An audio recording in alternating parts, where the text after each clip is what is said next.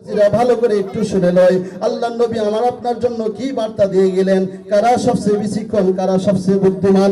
আল্লাহর নবী সাল্লাল্লাহু আলাইহি ওয়াসাল্লাম বলতেছেন, আল কাইয়িস মানে সবচেয়ে জ্ঞানী। আল কাইয়িস মান দানা নাফসুহু আমিলা লিমা বাদাল মাউত।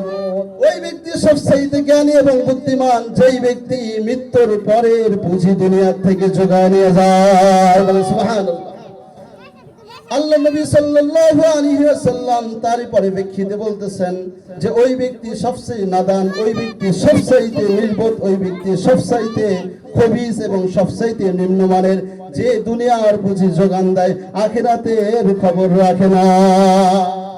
তাহলে বলেন তো এই হাদিস থেকে আমরা কি পেলাম? আমরা জ্ঞানী হতে চাই না বোকা হতে চাই? যারা জ্ঞানী তারা আখিরাতের পুঁজি অর্জন করবে, আর যারা বোকা তারা দুনিয়ার পুঁজি অর্জন করবে।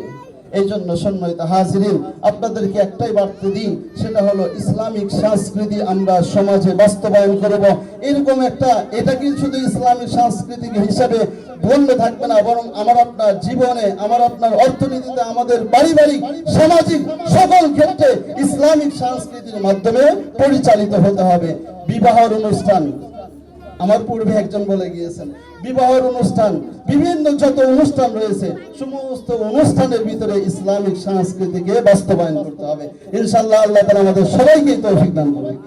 সংক্ষিপ্ত সময়ে যতটুকু আলোচনা করেছি ভুল ভ্রান্তি হইলে আল্লাহ বাস্তে ক্ষমা করবেন।